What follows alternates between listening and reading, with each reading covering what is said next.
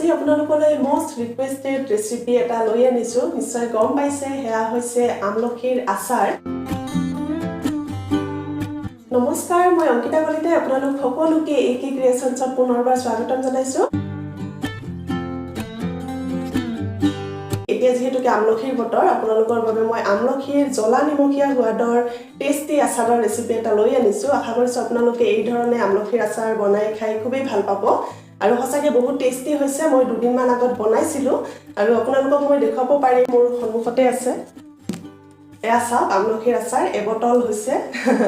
খুবেই টেষ্টি হৈছে এইকেইদিন ভাতৰ লগত খাই আছো দুদিন মান আগত বনাইছিলো সো টেষ্টি হোৱাৰ বাবে ভাবিলো ৰেচিপিটো আপোনালোকৰ লগত মই শেয়াৰ কৰো আৰু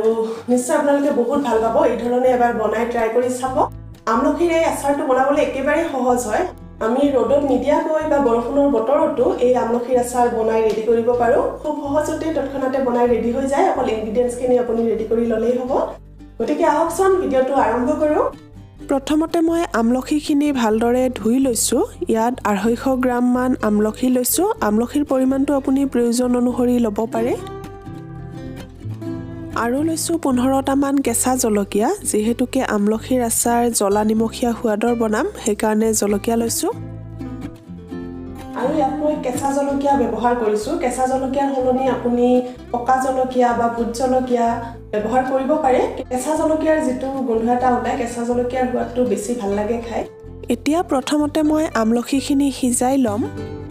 আমলখিখিনি সিজাবলৈ কেৰাহী এটাত পানী অকমান দিছো আৰু নিমখ এচামুচ দি পেলাই এইখিনি মিডিয়াম জুইত ৰাখি সিজাই লম আমলখিখিনি এনেকৈ মই সিজাই লৈ বনাইছো যদি আপুনি সিজাব নিবিচাৰে নিহিজুৱাকৈও বনাব পাৰে কেঁচা আমলখিৰে সিজাই লৈ বনালে আমলখিৰ আচাৰৰ সোৱাদটো বেছি ভাল হয়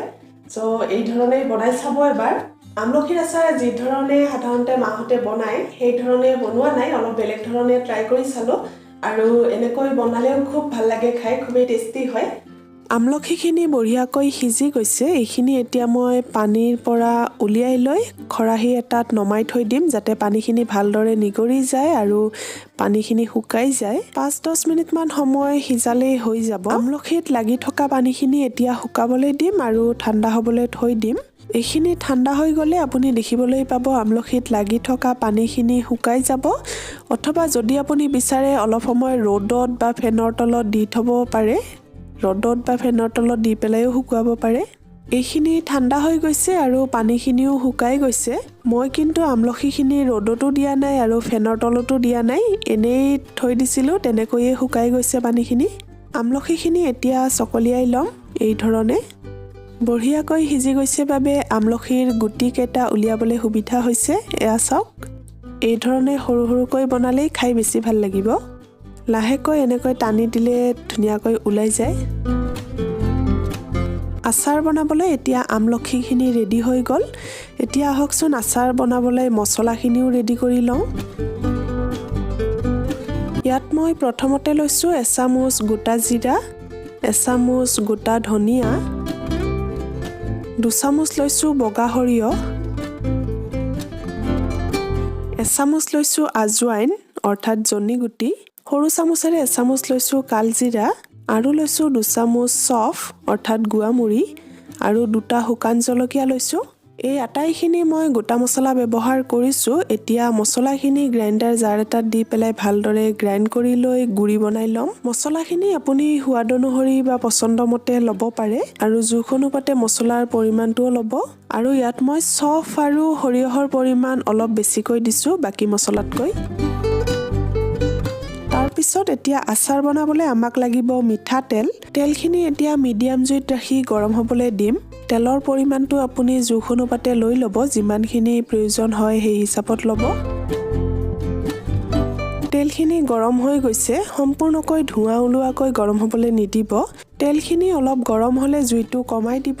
আৰু তাৰ পিছত আমি গুৰি কৰি লোৱা মছলাখিনি তেলত দি দিব আচাৰ বনাবলৈ মছলাখিনিয়ে মেইন ইনগ্ৰেডিয়েন্ট হয় কাৰণ মছলা ব্যৱহাৰ কৰাৰ বাবে আচাৰৰ সোৱাদটো বহুত ভাল হয় এতিয়া লগে লগে গুড়ি মছলাখিনি অলপ লৰাই দিছোঁ আপুনি মন কৰিব যাতে মছলাখিনি পুৰি নাযায় যদি জুইটো বঢ়াই দিয়ে বা তেলখিনি বহু বেছি গৰম হৈ যায় তেতিয়া মছলাখিনি পুৰি যাব পাৰে আৰু তাৰ পিছত এতিয়া ইয়াত আমি আমলখিখিনি দি দিব লাগিব গোটেইখিনি ৰেডি কৰি লোৱা আমলখি মই তেলত দি দিলোঁ আৰু এইখিনিও এতিয়া ভালদৰে মিহলি কৰি ল'ম আৰু আমলখিখিনি অলপ ভাজি ল'ম অলপ সময় এনেকৈ একেৰাহে লৰাই থাকি ভাজি ল'ব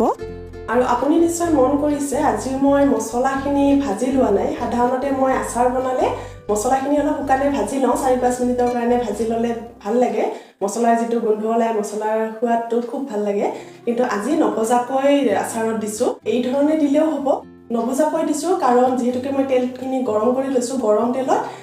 কেঁচা মছলাখিনি যেতিয়া দিছোঁ তেতিয়া ভজা হৈ যাব আৰু ধুনীয়া এটা সেন্ট ওলাব এনেকৈ খালে অলপ আচাৰৰ আপুনি বেলেগ টেষ্ট এটা পাব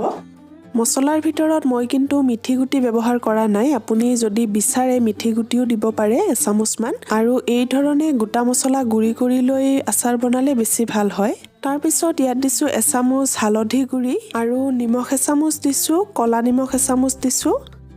নিমখৰ পৰিমাণটো আপুনি সোৱাদ অনুসৰি দি দিব আচাৰত কিন্তু নিমখ অলপ বেছিকৈয়ে দিব লাগে আৰু শেষত ৰঙৰ বাবে দিছোঁ এচামুচ ৰঙা জলকীয়া গুড়ি কাশ্মীৰী ৰেড চিলি পাউডাৰটো দিছোঁ ৰঙা জলকীয়া গুড়ি আপুনি দিব নিবিচাৰিলে নিদিলেও হ'ব আৰু মই আমলখিৰ পৰিমাণ কমকৈ লোৱাৰ বাবে মছলাখিনিৰ পৰিমাণো কমকৈ লৈছোঁ এতিয়া ইয়াত মই কেঁচা জলকীয়াখিনি যোগ কৰিম কেঁচা জলকীয়াখিনি সৰু সৰুকৈ কাটি লৈছোঁ আপুনি বিচাৰিলে দীঘলকৈও কাটি ল'ব পাৰে এইখিনি এতিয়া কম জুইত ৰাখি একেৰাহে লৰাই থাকি এনেকৈ 5 মিনিটমান সময় ভাজি ল'ব তেতিয়া মছলাখিনি আমলখি আৰু জলকীয়াৰ সৈতে ভালদৰে মিহলি হ'ব এইখিনি বহু বেছি সময়ও ভাজিব নালাগে আপুনি চাই ল'ব দেখিছেনে আচাৰৰ ৰংটো ইমান ধুনীয়া হৈছে আৰু দেখি খাওঁ খাওঁ লাগিছেনে বাৰু এইখিনি এতিয়া ৰেডি হৈ গৈছে গেছটো অফ কৰি দিম আৰু আচাৰখিনি ঠাণ্ডা হ'বৰ কাৰণে পাত্ৰ এটাত নমাই থৈ দিম আচাৰখিনি আপুনি কেৰাহীত থৈ নিদিব লগে লগে গৰমে গৰমে পাত্ৰ এটাত নমাই থৈ দিব নহলে যদি আপুনি কেৰাহীতে আচাৰখিনি ঠাণ্ডা হ'বলৈ থৈ দিয়ে তেতিয়াহলে আচাৰখিনি তিতা হৈ যাব পাৰে কেতিয়াবা তেনেকুৱা হয় তিতা হৈ যায় আচাৰখিনি সম্পূৰ্ণকৈ ঠাণ্ডা হৈ গৈছে গতিকে এইখিনি এতিয়া মই বটল এটাত ভৰাই থৈ দিম